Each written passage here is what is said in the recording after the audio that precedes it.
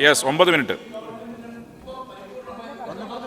Sir. ഇത് yes ഈ അടിയന്തര പ്രമേയം മതനിരപേക്ഷ ജനാധിപത്യ കാഴ്ചപ്പാടുള്ള കേരളത്തിലെ മതനിരപേക്ഷ ജനാധിപത്യ മൂല്യങ്ങൾ ഉയർത്തിപ്പിടിക്കുന്ന അതിൻ്റെ മുഖ്യമന്ത്രിയായ ശ്രീ പിണറായി വിജയനെയും ഈ ഗവൺമെൻറ്റിനെയും ബോധപൂർവ്വം ആക്ഷേപിക്കാൻ ഗൂഢശ്രമത്തിൻ്റെ ഭാഗമായിട്ടാണ് UDF കൊണ്ടുവന്നത്.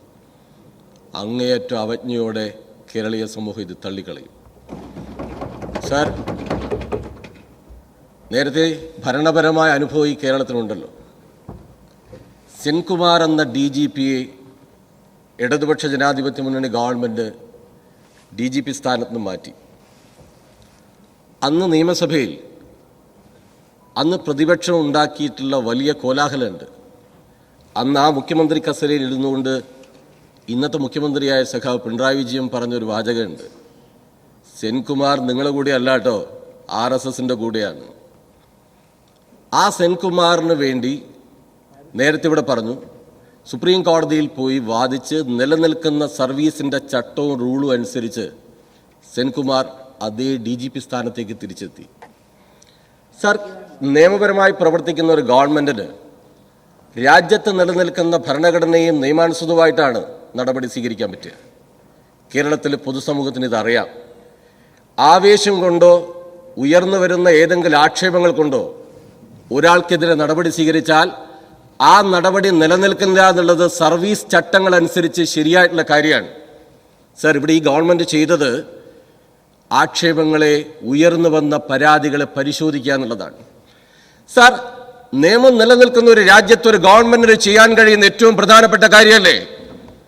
അതല്ല എന്ന് പറയാൻ പ്രഗത്ഭരും പ്രതിഭാശാലികളുമായിട്ടുള്ള UDFൻ്റെ നേതൃത്വത്തിന് പറയാൻ കഴിയുമോ? ഈ ഗവൺമെൻറ് എന്തു ചെയ്തു എന്നാ? ഏത് പോലീസുകാരനെ സംരക്ഷിച്ചു എന്നാ?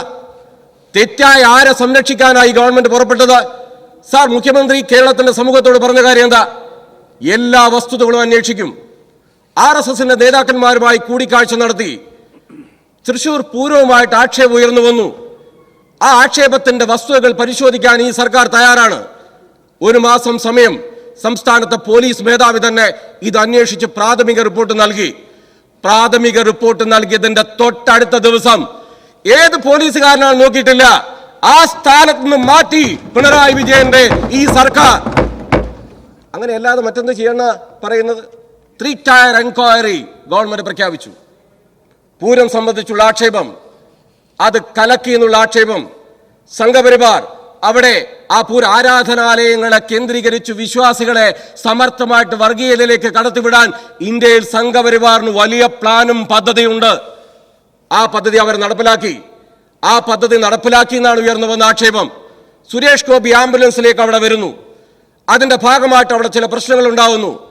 അത് സംശയകരമാണെന്ന കേരളീയ പൊതുസമൂഹത്തിന്റെ ആ നിലപാടിനോട് ചേർന്നുകൊണ്ടാണ് ഗവൺമെന്റ് 3 ടയർ എൻക്വയറി അതിന്റെ ഭാഗമായിട്ട് പ്രഖ്യാപിച്ചു. അതിന്റെ അന്വേഷണം നടന്നുകൊണ്ടിരിക്കുകയാണ്. ആ അന്വേഷണം നടന്നുകൊണ്ടിരിക്കുന്ന ഒരു ഘട്ടത്തിലാണ് സംഘപരിവാറിനോട് ഏതെങ്കിലും അർത്ഥത്തിൽ സന്ധി ചെയ്യുന്ന പാരമ്പര്യം ഇടതുപക്ഷ ജനാധിപത്യ മുന്നണി ഗവൺമെന്റിനില്ല എന്ന് മലയാളികൾക്കെല്ലാം അറിയാവുന്ന ഒരു കാര്യമാണ്. ആരാണ് ഇത് ഉണ്ടാക്കിയത്? ഞാൻ വിശദാംശങ്ങളിലേക്ക് പോകും. നിങ്ങൾ ചരിത്രം പറയുമ്പോൾ വല്ലാതെ ഇങ്ങനെ പൊള്ളുന്ന കാര്യം എന്താ? ഇന്ത്യയിൽ ആദ്യത്തെ നെഹ്റു മന്ത്രിസഭയിൽ ഇന്ത്യൻ സ്വാതന്ത്ര്യ സമരത്തിന്റെ ഭാഗമായിട്ട് ഒരു ദിവസം പോലും ജയിലിലോ പ്രക്ഷോഭത്തിൻ്റെയോ ഭാഗമല്ലായിരുന്ന ഡോക്ടർ ശ്യാമപ്രസാദ് മുഖർജി വന്നത് മുതൽ ആരംഭിക്കുന്നുണ്ട് ഇന്ത്യയിലെ കോൺഗ്രസിന്റെ സംഘപരിവാറിന്റെ ബന്ധം.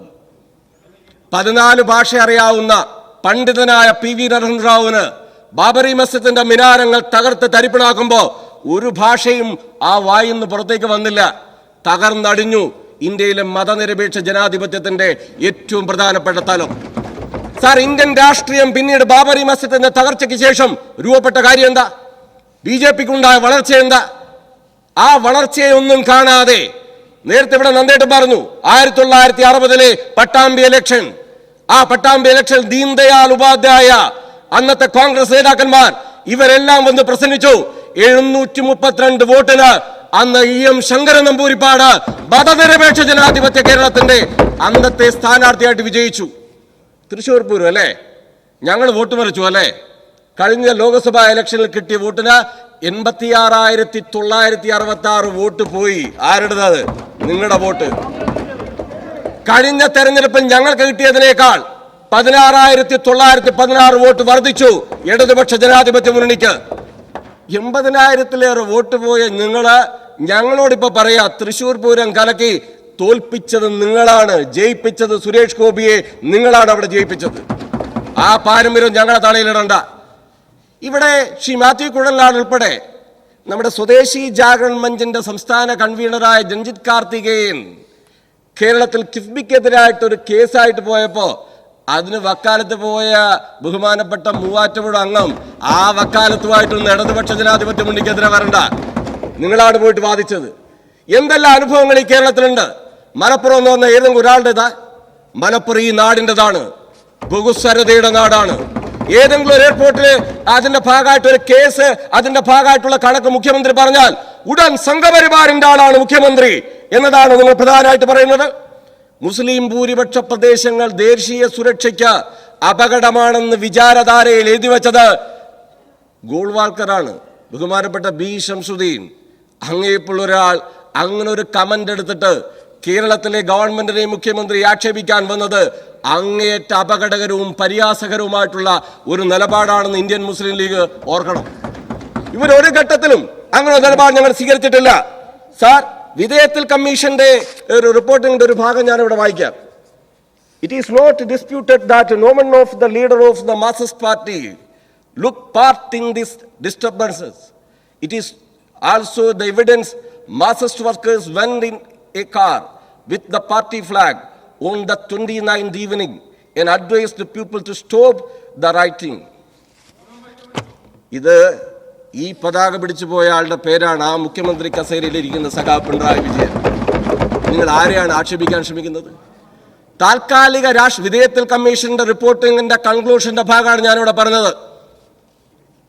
അതിന് നേതൃത്വം കൊടുത്ത ആളാണ് പിണറായി വിജയൻ.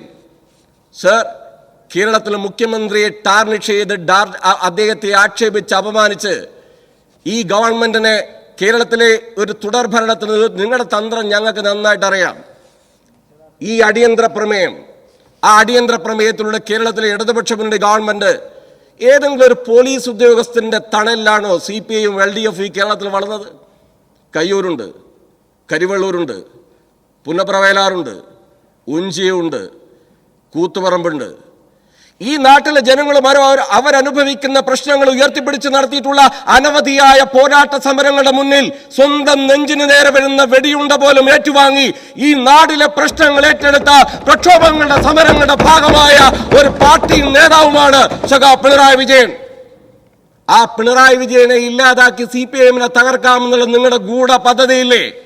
കേരളത്തിലെ ജനങ്ങൾ 8 നിലയിൽ പൊട്ടിക്കും എന്ന കാര്യത്തിൽ നിങ്ങൾ വിചാരിക്കേണ്ട. നിങ്ങൾ എന്താ ഉദ്ദേശിക്കുന്നത്? പരിധി വിട്ട് നിങ്ങൾ പോവാണ് കേരളത്തിൽ UDF. അങ്ങേറ്റ അപകടകരമായ നിലയിലാണ് നിങ്ങൾ കാര്യങ്ങൾ ചെയ്യുന്നത്. ഒരു ഉദ്യോഗസ്ഥന്റെയും സഹായത്തിൽ വളർന്ന പാർട്ടിയല്ല CPIഎം.